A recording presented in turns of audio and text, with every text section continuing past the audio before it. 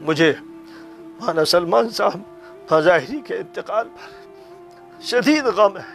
افسوس ہے، ایک بڑی جگہ خالی ہو گئی۔ ابھی ان تمام صدموں سے ہم لوگ دو چار تھے کہ سب سے بڑا صدمہ، میرے لیے سب سے بڑا صدمہ اور سب سے قریبی صدمہ حضرت مولانا محمد سلمان مظاہری رحمۃ اللہ علیہ کا ہے۔ آج ہی عصر کے وقت ان کا انتقال ہوا، اور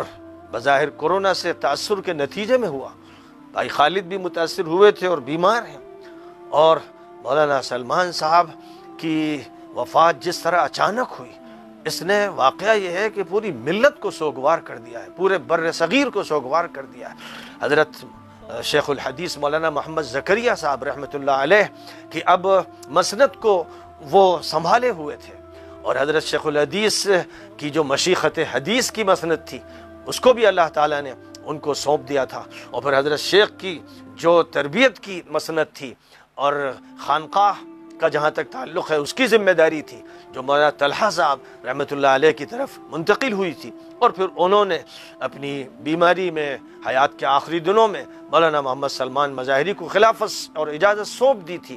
اور پھر مولانا نے اس کو، واقعہ یہ ہے کہ ان سے بھی بہت آگے بڑھ کر حضرت شیخ الحدیث مولانا زکریا صاحب رحمۃ اللہ علیہ کی نیابت کرتے ہوئے سنبھالا تھا،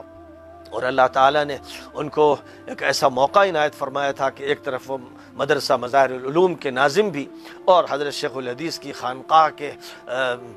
پیر مربی بھی، اور مولانا طلحہ صاحب رحمۃ اللہ علیہ کے خلیفہ بھی، اور اس کے علاوہ بہت سی نسبتوں کے حامل مولانا ایک راسخ علم رکھنے والے صاحب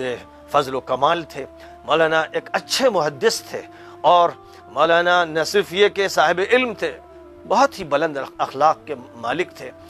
بڑی صفات اور خوبیاں رکھتے تھے۔ اللہ تعالیٰ نے ان کو ظاہری حسن و جمال سے بھی نوازا تھا اور باطنی کمالات سے بھی نوازا تھا، اور ان دونوں چیزوں کو انہوں نے بڑے توازن کے ساتھ جمع کر رکھا تھا۔ میرا ان سے جو تعلق ہے وہ 1971 سے شروع ہوتا ہے، جب حضرت شیخ الحدیث مولانا زکریا صاحب رحمۃ اللہ علیہ کی خدمت میں اپنے نانا حضرت مولانا سید ابو الحسن علی حسنی ندوی رحمۃ اللہ علیہ کے ساتھ میں حاضر ہوا تھا، اور حضرت شیخ الحدیث سے اس وقت بیعت ہوا تھا۔ رمضان المبارک میں حضرت مولانا جب تشریف لے جاتے تھے 3 دن کے لیے، تو یہ بندہ، یہ عاجز، یہ طالب علم بھی ساتھ ہوتا تھا، اور خدمت کی اس کو توفیق ملتی تھی۔ تو حضرت شیخ الحدیث کے ہاں اس وقت مولانا سلمان صاحب تراویح پڑھاتے تھے، وہ ایک جوان تھے، ایک جوان رانا تھے، اور تراویح پڑھاتے تھے۔ روزانہ 3 پارے پڑھنے کا معمول تھا، جو حضرت شیخ الحدیث کی خانقاہ میں ہمیشہ معمول رہا۔ ہم لوگ ان کے پیچھے تراویح پڑھتے تھے۔ کبھی نوبت آ جاتی کہ ملاقات ہو جائے، مولانا شاہد صاحب اسی زمانے میں حضرت شیخ الحدیث کی خانقاہ میں عصر کے بعد کتاب پڑھتے تھے۔ وہ بھی ایک جوان تھے، اور مولانا سلمان صاحب بھی ایک جوان تھے۔ ان حضرات سے ملاقاتیں زیادہ نہیں ہوتی تھی، کیونکہ میرا جو اصل قیام رہتا تھا وہ مولانا محمد طلحہ صاحب رحمۃ اللہ علیہ کے یہاں جو بے انتہا محبت کرتے تھے اور جو مجھے عزیز ترین رکھتے تھے۔ یہ بات ظاہر ہے کہ سہارنپور کے تمام لوگوں کو، کاندھلہ کے تمام لوگوں کو معلوم ہے، ان کے مشاہدات میں، اس لیے میرا جو تعلق خاندان کاندھلہ سے رشتہ داری کا ہے، اور خاندان سہارنپور سے جو تعلق ہے وہ علمی بھی ہے اور فکری بھی ہے اور دعوتی بھی ہے، خانقاہی بھی ہے اور مدرسے والا بھی ہے۔ گوناگوں تعلقات ہیں، تہدار تعلقات ہیں۔ وہ گویا رشتہ داروں میں سے ایک رشتہ دار، دوستوں میں سے ایک دوست، اور محبوبوں میں سے ایک محبوب، اور علماء میں سے ایک عالم، مربیوں میں سے ایک مربی۔ مولانا طلحہ صاحب رحمۃ اللہ علیہ کی وفات کے بعد جب میں سہارنپور حاضر ہوا، ان کی قبر پر میں حاضر ہوا، تو برادر عزیز مولی معاذ مجھے قبرستان لے گئے۔ قبرستان میں جو بھی بزرگان کاندھلہ و سہارنپور مدفون ہیں، ان کی قبور پر حاضری ہوئی، اور مولانا طلحہ صاحب کی قبر پہ حاضری ہوئی، اور اس کے بعد پھر مولانا سلمان صاحب کی خدمت میں کچے گھر میں، یعنی حضرت شیخ الحدیث کی خانقاہ میں، اور حضرت شیخ الحدیث کے کتب خانے میں، اور حضرت شیخ الحدیث کی اس مقام پر جہاں وہ تصنیفیں فرماتے رہے اور جہاں وہ رہتے رہے، اور جہاں میری حضرت شیخ الحدیث سے بار بار ملاقاتیں ہوئی تھیں، وہاں میں مولانا سلمان صاحب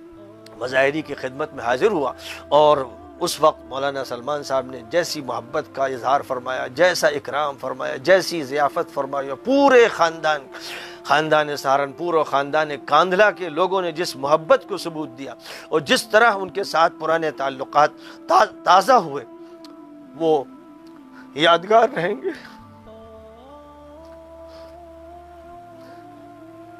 مجھے مولانا سلمان صاحب فضاہری کے انتقال پر شدید غم ہے، افسوس ہے۔ ایک بڑی جگہ خالی ہو گئی۔ حضرت شیخ الحدیث کو جو آنکھیں تلاش کرتی ہوں گی ان کے لیے ایک متبادل ملا تھا، ایک خلیفہ سامنے آیا تھا جس نے اس خانقاہ کو سنبھالا تھا اور جو مدرسے کو بھی سنبھالے ہوئے تھا۔ اس نے مدرسے کو بھی پوری فکر عزت نفس کے ساتھ، خودداری کے ساتھ، غنائے نفس کے ساتھ سنبھالا، اپنے اعلیٰ اخلاق سے لوگوں کو متاثر کیا اور اپنے دروس حدیث سے طلبہ کے ذہن و دماغ کو تسخیر کیا، اور پھر ساتھ ساتھ خانقاہ میں جو تربیتی کردار ادا کرنا تھا اس کی ذمہ داری بھی تواضع کے ساتھ سنبھالی۔ اللہ تعالیٰ مولانا سلمان مزاحدی کو غریق رحمت فرمائے، تمام پسماندگان کو صبر عطا فرمائے، اور اپنے بزرگوں کے راستے پر، حضرت شیخ الحدیث کے راستے پر، حضرت مولانا یحییٰ صاحب کے راستے پر، حضرت مولانا الیاس صاحب کے راستے پر، حضرت مولانا یوسف صاحب کے راستے پر، حضرت مولانا انعام الحسن کے راستے پر، اور جو پہلے بزرگ گزر چکے مفتی الہی بخش سے لے کر آج تک جو اللہ تعالیٰ کی طرف سے اس خاندان پر انعام ہوا ہے، اور جیسے بڑے بڑے داعی، علماء، دین کے خادم پیدا ہوتے رہے ہیں، ضرورت ہے کہ یہ تسلسل قائم رہے، ذمہ داریاں پوری کی جائیں اور مدرسے کے کام کو اور خانقاہ کے کام کو سنبھالا جائے، اور امت مسلمہ کو چاہیے کہ اس وقت جو بلا ہے، جو وبا ہے، جو آزمائش ہے، اس میں وہ اللہ کی طرف رجوع کریں اور جان رکھیں کہ کوئی انسانی تدبیر کام نہیں آئے گی۔ امریکہ فیل ہو گیا، یورپ فیل ہو گیا، روس فیل ہو گیا، ہندوستان فیل ہو گیا،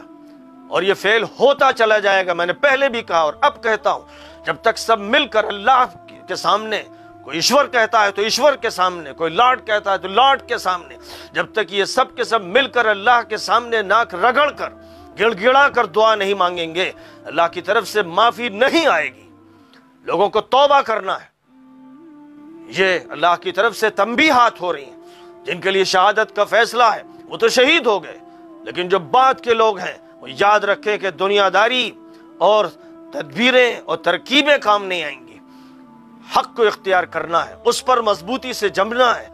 حق کے راستے کو روکنے کے لیے جو لوگ چالیں چلتے ہیں، مختلف ترکیبیں اختیار کرتے ہیں، کاش کہ اللہ کی طرف سے جو یہ کوڑے منافقوں اور کافروں پر برس رہے ہیں وہ تنبیہ کے لیے کافی ہو، اور اللہ تعالیٰ اہل ایمان میں سے جن کو منتخب کر رہا ہے، اٹھا رہا ہے، کاش کہ ان کے بعد کے لوگوں کو بھی تنبیہ ہو جائے۔